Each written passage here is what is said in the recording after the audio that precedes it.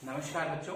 आज के अपने इस पाठ में मैं अकेले न आते हुए एक बहुत ही महान दार्शनिक, एक बहुत ही महान समाज सेविका के साथ आप सबके बीच में प्रस्तुत हुआ हूं और जिनका चित्र आपके जस्ट पीछे स्मार्ट बोर्ड में दिख रहा है। ये महिला हैं, एक मशहूर समाज सेविका हेलन केलर। और आज के अपने इस पाठ में हम बात करेंगे हेलन केलर के विषय में। तो आइए जानते हैं हेलन केलर को और बेहतर रूप में। हेलन केलर का जन्म 27 जून 1828 को अमेरिका के टस्कम्बिया नामक शहर में हुआ था। यदि हेलन की माता की बात करें तो हेलन की माता का नाम कैथरीन एडम्स केलर था, वहीं पिता का नाम कैप्टन आर्थर था। तो ये कैथरीन एडम्स केलर और कैप्टन आर्थर मिल करके हेलन का पालन पोषण कर रहे थे। 19 माह की अवस्था में एक बार हेलन को बहुत जोर का बुखार हुआ और इस बुखार के दौरान कुछ ऐसा हुआ कि यदि हेलन के आगे कोई ऐसे हाथ हिलाता या उसे कोई बुलाता था तो हेलन ने प्रतिक्रिया देना बंद कर दिया था।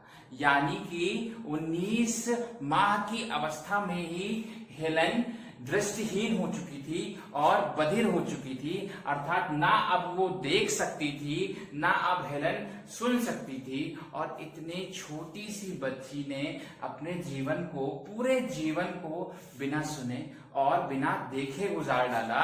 इसमें इस कार्य को करते हुए उसको पूरे जीवन में बहुत सी कठिनाइयां भी आई, लेकिन अपनी प्रथम गुरु कैथरीन एडम्स केलर अर्थात अपनी माता से थोड़ी शिक्षा प्राप्त करने के बाद एक दिन उसकी माता ने कैथरीन ने एक न्यूज़पेपर में एक पोस्टर देखा जिसमें था कि बोस्टन की परिकिंस नामक संस्था ऐसे दृष्टिबाधित बच्चों के लिए, ऐसे बधिर बच्चों के लिए अलग विशेष कक्षाएं चलाते हैं। और उन कक्षाओं में उनकी गुरु यानी हेलन ने जब एडमिशन लिया तो बड़े ही धैर्य के साथ एनी सुलिवन ने हेलन का साथ दिया, हेलन को चीजों को समझाया और 6 महीने के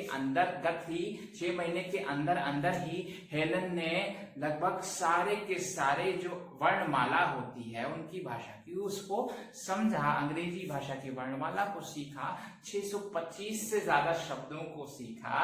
और इसके बाद हेलन ने अगले 8 वर्षों तक बहुत कड़ी मेहनत करते हुए स्नातक की डिग्री, स्नातक की उपाधि को प्राप्त किया।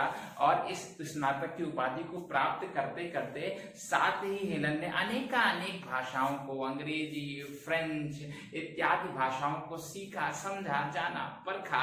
और उसके बाद हेलन ने जब स्नातक कर लिया तो उसके हृदय में ये बात आई कि मैं दूसरों के लिए क्या कर सकती हूँ। मेरा तो चलो ठीक है, मैं कहीं ना कहीं दृष्टिहीन हूँ, बधिर हूँ, सब कुछ है, लेकिन मैं बाकियों के लिए क्या कर सकती हूँ। वो समाज को कुछ देना चाहती थी, हेलन कुछ समाज को देना चाहती थी। इसलिए उन्होंने क्या किया कि ब्रेल लिपि में हेलन ने कई पुस्तकों का अनुवाद किया। ब्रेल लिपि यानी वह लिपि जिसमें हाथों के स्पर्श के माध्यम से दृष्टिहीन लोग किताबों को पढ़ते हैं। तो उस किताब यानी कि दृष्टिहीन लोगों के लिए इन्होंने किताबों का अनुवाद किया। साथ ही साथ 16 बार पूरे विश्व का भ्रमण करके इन्होंने विश्व से अनुदान प्राप्त किया और उस अनुदान के माध्यम से इन्होंने अनेक विकलांग लोगों की मदद की। और इन विकलांग लोगों की मदद करने के साथ साथ हेलन ने अपने जीवन में अनेक दार्शनिकों को पढ़ा। उन्होंने कहीं ना कहीं टॉल्स्टॉय, रविंद्रनाथ टैगोर के साथ साथ अन्य जो उस समय के दार्शनिक थे अर्थात मार्क्स इत्यादि को भी पढ़ा, जाना, परखा।